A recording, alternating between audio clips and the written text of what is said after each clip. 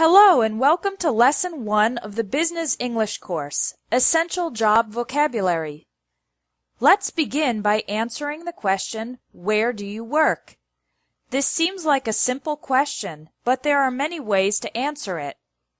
I work at, I work in, I work for, and I work with. Each preposition is correct in a different context. I work at and I work for are used with the name of the company. For example, I work at Espresso English. I work for Nike. You can also use for if you work directly for a famous person. I work for Tom Cruise. I'm his public relations manager. I work in is used in 4 situations. You can say, I work in a place. I work in an office.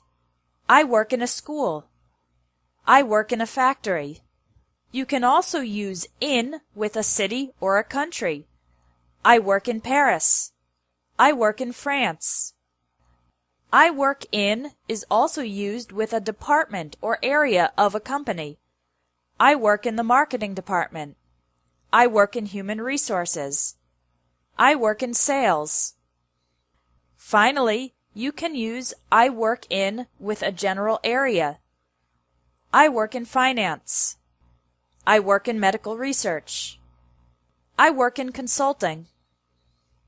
You can say I work with the things or people that are the objects of your day-to-day work.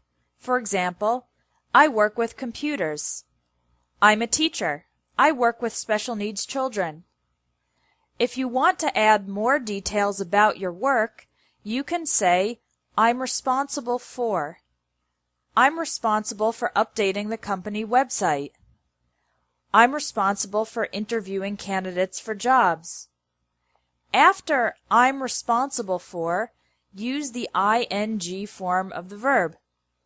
Let's review. I work at a company. I work for a company or a person. I work in a place, city, country, department, or general area. I work with people or things. In conversational English, the question where do you work is commonly phrased as what do you do or what do you do for a living. How do you answer this question if you don't have a job? You can say, I'm unemployed, or more indirectly, I'm between jobs at the moment. If you work for yourself, you can say, I'm self-employed.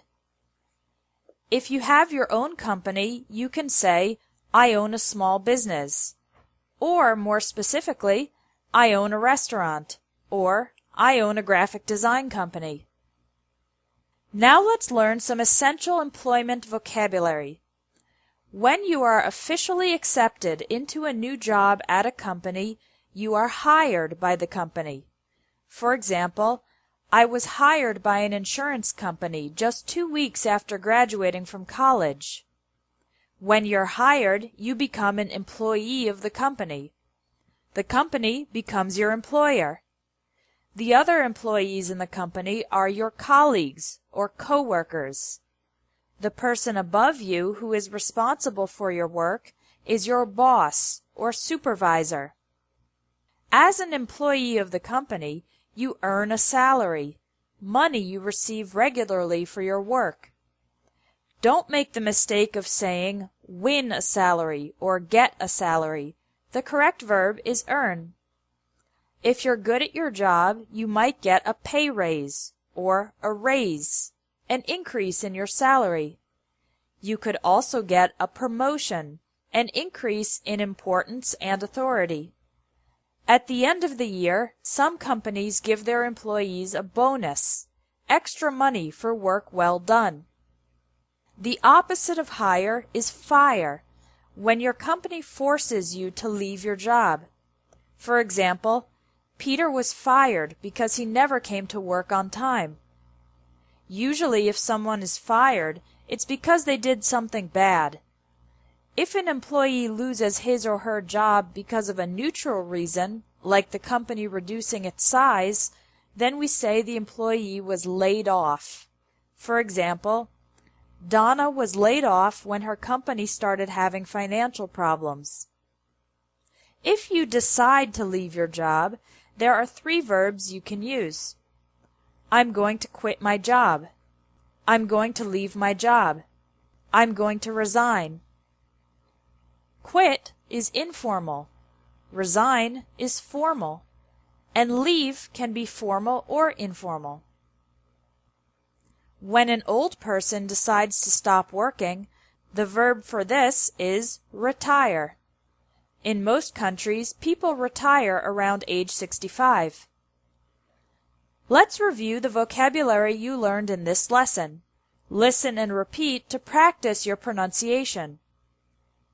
Hire, employee, employer, colleague, coworker, boss, supervisor, fire, laid off, earn a salary, get a pay raise, get a promotion, get a bonus, quit your job, leave your job,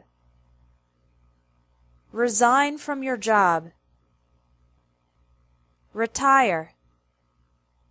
Now you can take the vocabulary quiz to practice using these words and sentences. There's also a bonus quiz with extra vocabulary related to professions.